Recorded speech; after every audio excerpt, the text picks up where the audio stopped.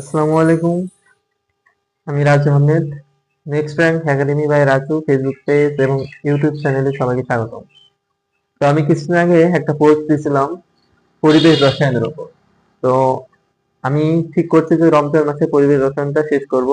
যদিও আমার একটু ইকুইপমেন্ট অফ ছিল, তার ফলে ক্লাস নিতে দেরি হয়ে যাচ্ছে। তো আমি এখন একদিন বা দুদিন পরে পরিবেশ রসায়ন শুরু করব। তো তার ধারাবাহিকতায় পরিবেশ রসায়ন শুরু করার পূর্বে আমাদের একটু জেনে নেওয়া উচিত এই ইউনিট বা অধ্যায় পরিচয় সম্পর্কে। এই অধ্যায় কি কি আছে এগুলো আমাদের জানতে হবে। তো এটা ইম্পর্টেন্ট, কেননা যখন আমরা কোনো নতুন কিছু শিখতে যাই সেটা সম্পর্কে আগে একটু ধারণা রাখা উচিত। কারণ কখন কোথায় বিপদ থাকে, না কখন কোথাটা এড়িয়ে চলতে হবে এটা আমাদের জানতে হবে। কখন কোনটা সুবিধা অসুবিধা আমাদের বুঝতে হলে ওই সম্পর্কে একটু ধারণা থাকা লাগে।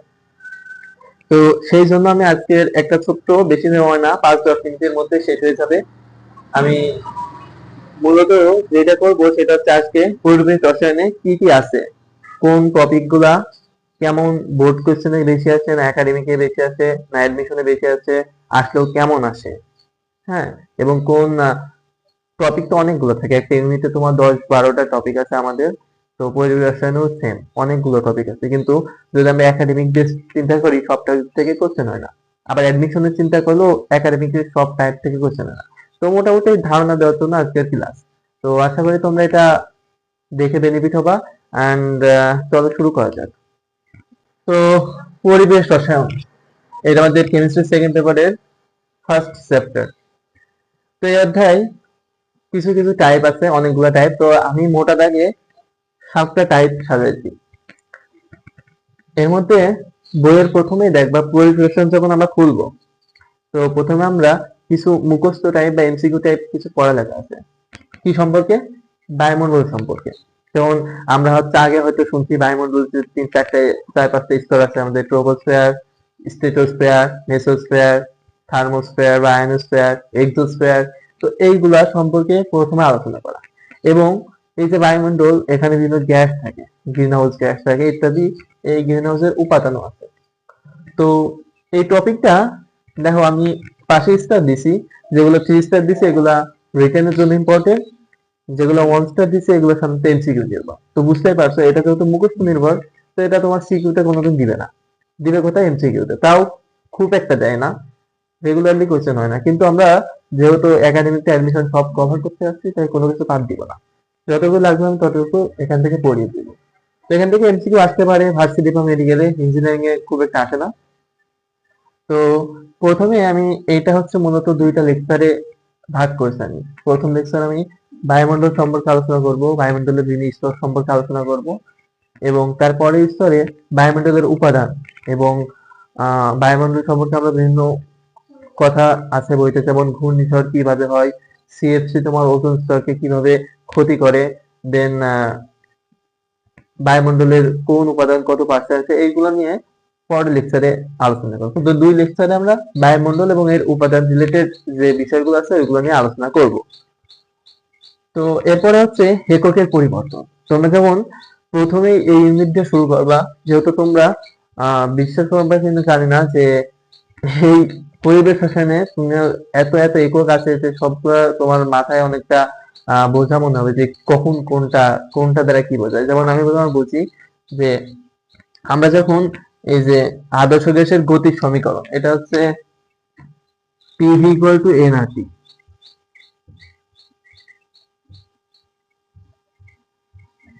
তো আদর্শ গ্যাসের গতির সমীকরণ যখন পড়তে যাব, তো এখানে তোমার চাপ, আয়তন, মোল সংখ্যা, তাপমাত্রা এই চলকগুলো নিয়ে কাজ করতে হবে।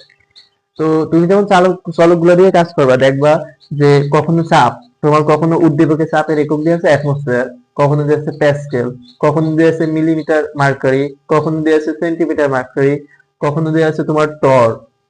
হ্যাঁ, তো এই যে একক, একটা চলকের তোমার 4-5-6-7টা এমন একক থাকে। কখনো প্যাসকেলে থাকবে, কখনো কিলো প্যাসকেলে থাকবে, সবগুলো চাপের একক। আবার আয়তনের ক্ষেত্রে তোমার লিটারে আছে, মিটার কিউব আছে, সেন্টিমিটার কিউব আছে, মিলিলিটার আছে। মোল সংখ্যা তো এটা সেম, এটা কোনো একক নেই। কিন্তু আবার তাপমাত্রা যেমন সেলসিয়াস, কেলভিন, দুইটা আলাদা টেম্পারেচার নিয়ে কাজ করতে হবে। এছাড়া ফারেনহাইট আছে। তো এমন যে একটা চলকের যে অনেকগুলো একক আছে, এগুলো সাধারণত অনেকের কনফিউশন লাগে। একটা স্টুডেন্ট যখন এই চ্যাপ্টারটা শুরু করে, সে যখন বিভিন্ন ম্যাথ সলভ করতে যায়, দেখে যে এক একটা ম্যাথে এক রকম একক। তো ও কি করে, যখন একটা ম্যাথ সলভ করতে যায় তখন ওই ম্যাথের ওই এককটা হয়তো একটু শুনে নেয় যে এককটার কনভার্ট কিভাবে হবে। হ্যাঁ, এমন পরবর্তী আরেকটা ম্যাথ যখন করতে যাবে তখন হয়তো আবার শুনে নেয় যে এই এককটার কনভার্ট কেমন। তো এটা খুবই কনফিউজিং। তো আমি একটা লেকচারে এগুলো বুঝিয়ে দেবো, যেন তোমার বারবার ম্যাথ করার আগে ভাবতে না হয় যে এককটা কনভার্ট কিভাবে করতে হবে। তো এটা এককের পরিবর্তন, যেহেতু তোমরা নতুন, তো যা বলছিলাম, যেহেতু তোমরা নতুন এবং একক নিয়ে অনেক কনফিউজ সৃষ্টি হয়, তাই এইটা নিয়ে আমি আলাদা একটা লেকচার করছি। তো আর শুধু এটা কেমিস্ট্রির জন্যই না, এটা তোমার ফিজিক্সেও তার তোমার আদর্শ গ্যাস আছে। এছাড়া বিভিন্ন চ্যাপ্টারে তোমার এই একক সম্পর্কে ধারণা কাজে লাগবে। তো আমি একটা লেকচারে সুন্দর করে গুছিয়ে দেবো, তোমরা যেন মনে রাখতে সুবিধা হয়। তো এই হচ্ছে দুইটা টাইপ। আচ্ছা, তো যেহেতু এই টাইপ গুলা এমসিকিউ টাইপ, তো আমি এগুলা পরে আলোচনা করে আমি লাস্টের আরেকটা টাইপ সম্পর্কে আলোচনা করি, সেটা হচ্ছে পানির বিশুদ্ধতার মানদণ্ড। তো এইটা হচ্ছে তোমার খুবই ইম্পর্টেন্ট একটা টপিক, কিন্তু এটা মানে এটা হয় তোমার জন্য ভালো খবর হতে পারে, খারাপ খবর হতে পারে যে এইটা থেকে একাডেমিক কোনো কোয়েশ্চেন বা রিটেন টাইপ কোয়েশ্চেন এখনো আসেনি। এবং আমি আশাবাদী যে এখন তোমার যে এক্সাম হোক, এখান থেকে কোনো রিটেন দিবে না। তো একাডেমিকে তোমার এখান থেকে জাস্ট কিছু এমসিকিউ পড়া লাগবে। আর অ্যাডমিশনে যে তুমি এখান থেকে রিটেনটাই পাবা, কারণ এখানে আলোচনা করেছে তোমার পানিতে বিভিন্ন উপাদান থাকে। তোমার কখনো পানিতে দূষিত পানি থাকে, পানির বিভিন্ন গ্যাস থাকে, অক্সিজেন থাকে। তো এগুলা কি পরিমাণে আছে, কত পরিমাণে থাকলে পানি বিশুদ্ধ থাকবে কি থাকবে না, এইগুলো আছে এই টপিকে আলোচনা। এর মধ্যে DO, BOD, COD, TDS, sodium chloride, pH, ক্ষারতা ইত্যাদি সম্পর্কে আলোচনা করা হয়। এবং এখানে বিওডি, সিওডি তোমার ম্যাথ আসে, এবং সেটা অ্যাডমিশন আছে, একাডেমিকে লাগবে না। তো এইটা আমি একাডেমিকের জন্য যতটুকু লাগবে ততটুকু এমসিকিউ করে সুন্দর করে পড়ে দেবো, অতটুকু পড়লে ইনাফ। তো টাইপ 1, 2 এবং টাইপ 7 এই তিনটা তোমার এমসিকিউ টাইপ এবং খুবই ইজি। তো এরপরে টাইপ 4, এই 3 তে আছে আদর্শ গ্যাসের গতি সমীকরণ। এটা তোমার একাডেমিক, অ্যাডমিশন বোথ দুই জায়গায় most important topic. PV equal to N. তো সূত্রটা খুবই ছোট মনে হচ্ছে, কিন্তু এর মধ্যে অনেকগুলো ধাপ আছে। যেমন কি পিভি ইকুয়াল টু এনআরটি, এই সূত্র থেকে দেখবা কখনো তোমার চাপ স্থির থাকে, কখনো আয়তন স্থির থাকে, কখনো তাপমাত্রা স্থির থাকে। তো এর আলোকে বইতে বেশ কিছু বিজ্ঞানীর নাম অনুসারে সূত্র প্রতিপাদন করা হয়েছে। কি কি? যেমন তাপমাত্রা যখন কনস্ট্যান্ট থাকে তখন আমরা সেই সূত্রের নাম হয়ে যায় বয়েলের সূত্র। যখন চাপ কনস্ট্যান্ট থাকে তার নাম হয়ে যায় চার্চের সূত্র। এমন আরো গেলুসাকের চাপের সূত্র, অ্যাভোগাড্রোর সূত্র ইত্যাদি সূত্র আলোচনা করা আছে। তো ইউজুয়ালি টিচাররা যেভাবে পড়ায় এবং আমি যেভাবে পড়ছি, বেশিরভাগ টিচার কি করে, ওই বয়েল, চার্চ, অ্যাভোগাড্রো সূত্রগুলো তোমাদের শেখায়, দেন ওইগুলো কম্বাইন করে এই সূত্র প্রতিপাদন করে দেখায়। কিন্তু আমি একটু ভিন্ন ধর্মী ভাবে পড়াবো এবং আমি রিভার্স প্রসেসে পড়াবো। আমি ওইগুলা থেকে ছোট ছোট গুলা ভেঙে বড়টা আনবো না, আমি বড় সূত্রটা ভেঙে তোমার ছোট ছোট কিভাবে কনভার্ট হওয়া যায় সেটা শেখাবো। এর রিজন আছে, যখন তুমি ছোটগুলা নিয়ে ছোট ছোট 3-4টা সূত্র শিখে এটা আসবা, তখন তোমার ম্যাথ দেখলে মাথায় কনফিউশন সৃষ্টি হবে যে এখানে কোন সূত্র অ্যাপ্লাই করব, এখানে কি সার্চ নাকি বয়েল নাকি অ্যাভোগাড্রো নাকি গেলুসা। তো তোমার কনফিউশন কাজ করবে যে কখন কোনটা অ্যাপ্লাই করব। কিন্তু আমি যখন রিভার্স প্রসেসে যাব, তো এই একটা মাত্র সূত্র থেকে যখন যখন আমি তোমাকে শেখাবো যে এই 3-4টা সূত্র কিভাবে যাওয়া যায়, তখন তুমি ম্যাথ দেখলে তোমার এটা মাথায় আনারই দরকার হবে না যে এটা বয়েল নাকি সার্চ। কারণ তুমি নিয়ম জানো, নিয়ম জানলে এই সূত্র থেকে তুমি যে কোনো সূত্র প্রতিপাদন করতে পারবা। আর মোস্ট ইম্পর্টেন্ট হচ্ছে তোমার কোনটা বয়েল সূত্র কোনটা সার্চের সূত্র, এই নামগুলো তোমার কখনোই লাগবে না। তুমি ম্যাথে ওইটা অ্যাপ্লাই করতে পারছো কিনা এটাই জানার বিষয়, এবং ম্যাথে কিভাবে অ্যাপ্লাই করতে হবে এটা সেইভাবে আমি সুন্দর করে শিখিয়ে দেবো। আর আমি যে নিয়মে এটা করাবো তুমি ওই নিয়মেই করবা, তোমার একাডেমিক অ্যাডমিশন বহুত ইজিয়ার হবে। তো আদর্শ গ্যাসের গতি সমীকরণে যেহেতু খুব ইম্পর্টেন্ট, তোমার কলেজ, বোর্ড এবং অ্যাডমিশন সব এক্সামে এটা আসছে, তাই আমি প্রথম লেকচারে এই সূত্র সম্পর্কে আলোচনা করবো এবং সূত্র থেকে কিভাবে 2-3টায় বা ম্যাথ দেখলাম বা কিভাবে বুঝবো কখন কোন সূত্র অ্যাপ্লাই করব এটা শিখাবো। দেন সেকেন্ড লেকচারে এর প্রতিবেদন শিখাবো। অ্যান্ড যেহেতু এটা ইম্পর্টেন্ট, তাই আমি এটার জন্য এক্সট্রা 2টা লেকচার রাখছি শুধুমাত্র কোয়েশ্চেন সলভের জন্য। তো টোটাল 4টা লেকচার আমি এটা শেষ করব এই টাইপটা, এবং এটা হচ্ছে মোস্ট ইম্পর্টেন্ট একটা টাইপ, তাই এটা তোমাদের ভালো করে করাবো আমি। আচ্ছা, তো টাইপ 3 শেষ হওয়ার পরে আমরা যদি টাইপ 4 আসি, এখানে হচ্ছে আংশিক চাপ সূত্র ও ব্যাপন হার সূত্র। তো এখানে আছে দুইটা টপিক আছে, একটা হচ্ছে আংশিক চাপ, ডাল্টনের আংশিক চাপ সূত্র, আর এটা হচ্ছে গ্রাহামের ব্যাপন হার সূত্র। তো এটা হচ্ছে নতুন একটা টপিক, যদি তোমরা এর আগে হয়তো নিঃসরণ, ব্যাপন এগুলো কাকে বলে এটা শুনছো 9-10-এ, বাট এর যে ম্যাথমেটিক্যাল অ্যাপ্লাই এটা 9-10-এ ছিল না। এখানে কিছু ম্যাথ আছে, সূত্র দুইটা দুইটা সূত্র শিখলেই সব ধরনের ম্যাথ করা যাবে, এবং আমি এটা সিম্পলি ওয়েতে তোমাদের শিখাবো, কোনো প্যারেশান নেই। তো এই যে দুইটা সূত্র, একদিন একটা লেকচার আমি শেষ করবো আংশিক চাপের সূত্র ডাল্টনে, আর একটা লেকচারে ব্যাপনের সূত্র। তো এই টাইপটা করাতে দুইটা লেকচার লাগবে। এরপর হচ্ছে টাইপ 5। টাইপ 5 3 স্টার না, এটা হচ্ছে 5 স্টার। কেন বলছি, এই যে গ্যাসের গতিতত্ত্ব, এইটা মানে পরিবেশ শোষণ থেকে কোশ্চেন আসে, মানে এখান থেকে গ বা ঘ এর একটা কোশ্চেন থাকবে, এটা শিওর থাকো।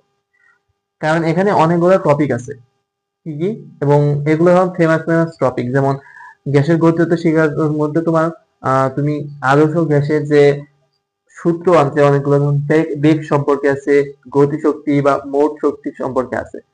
তুমি জানো যে আদর্শ গ্যাসের বিভিন্ন বেগ আছে, যেমন সম্ভাব্য বেগ, গড় বেগ, বর্গমূল, গড় বর্গবেগ, যেটা নিয়ে আমরা ফেসবুকে মিম দেখি সাধারণত।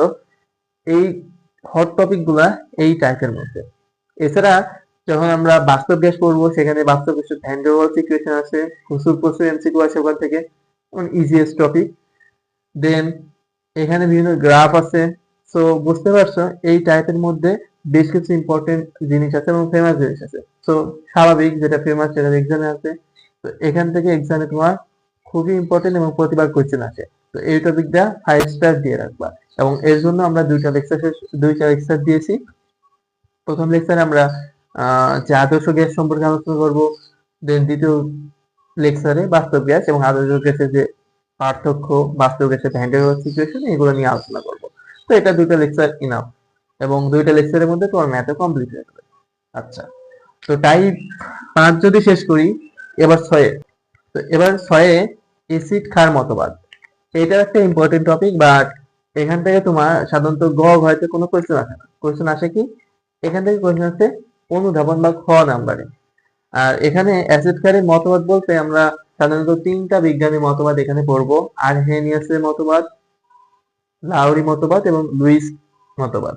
তো এই 3টা মতবাদ আমি সুন্দর করে পড়াবো এবং গুছিয়ে পড়বো। এগুলো বইতে খুবই অবসন্ন দেওয়া আছে, বিশেষ করে তোমার বায়ুমণ্ডল এবং অ্যাসিড ক্ষার মতবাদ, এই বিশুদ্ধের মানদণ্ড, এগুলো বই পড়ে তুমি কিছু বুঝবা না এবং তুমি জানতে পারবে না কতগুলো আছে।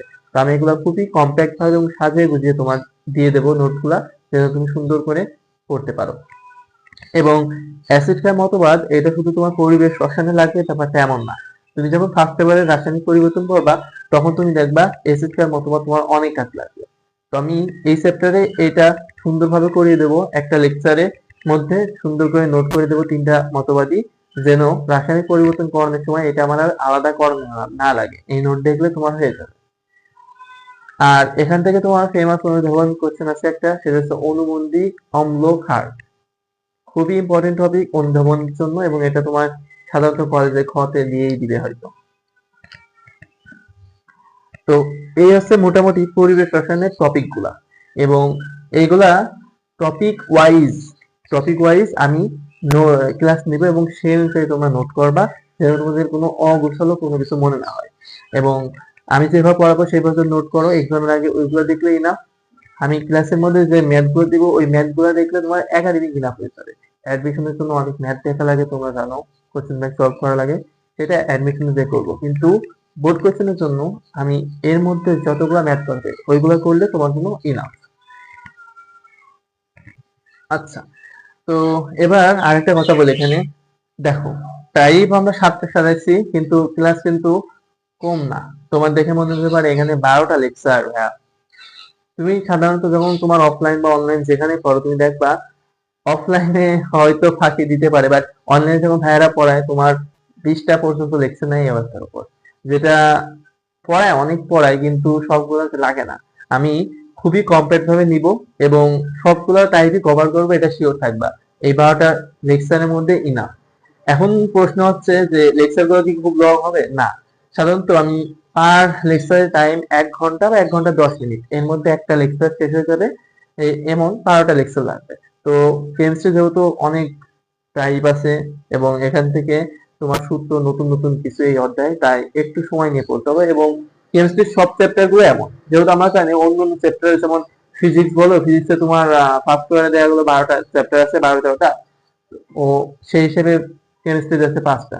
তো যেহেতু অধ্যায় কম, তাই এখানে বেশি থাকলে এখানে একটু লেকচার বেশি থাকবে স্বাভাবিক, কিন্তু টাইম খুব একটা নিব না।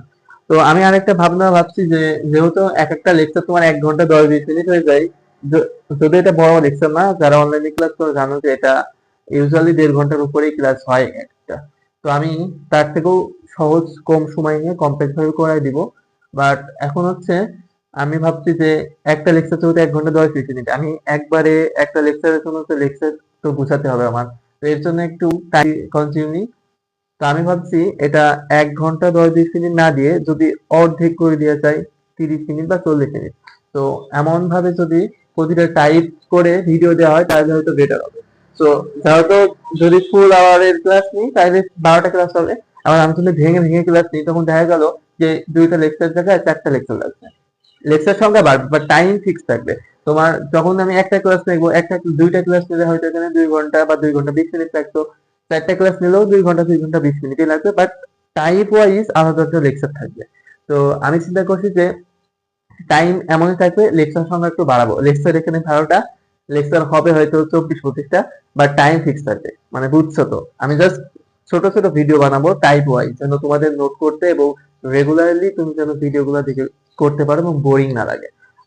ইউজুয়ালি বড় বড় লেকচার নিলে হবে কি, একদিনে একটা লেকচার নেওয়ার পরে হয়তো 2 দিন গ্যাপ যাবে। বাট ছোট ছোট লেকচার নিলে আমি প্রতিদিন রেগুলারলি ভিডিও দিতে পারবো এবং তোমরা সে অনুযায়ী পড়তে পারবা। তাই আমি ছোট ছোট ভিডিও নিব, আধা ঘন্টা বা 35-40 এমন মিনিটের মধ্যে একটা করে লেকচার দিব এবং রেগুলারলি দিব।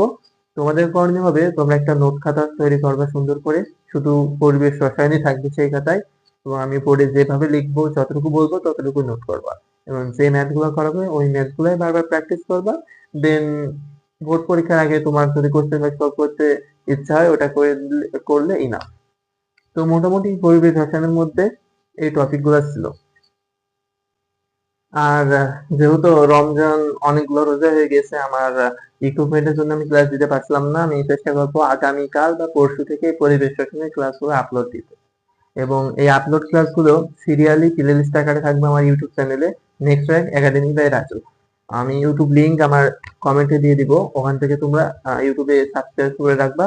অ্যান্ড পরবর্তী সকল ইউনিটের ক্লাসে ওখানে প্লে লিস্ট আকারে সুন্দর করে সাজানো গোছানো পাবা। তো অবশ্যই ইউটিউবে সাবস্ক্রাইব করে রাখো। আর ফেসবুক পেজ সবাই শেয়ার দিও। আর ফ্রেন্ডদের বইলো যে আমি পরিদর্শনের লেকচার শুরু হয়ে যাবে আগামীকাল বা পরশু থেকে। আর আমি যেভাবে পড়াবো রিগ্রেট হবে না আশা করি। আর আমার উপরে বিশ্বাস রেখে আমার ক্লাসগুলো করো। তো এই ছিল মোটামুটি একটা ধারণা দিলাম যে এই চ্যাপ্টার আমরা কিভাবে পড়বো এবং কতটা সময় লাগতে পারে বা কতটুকু পড়বো।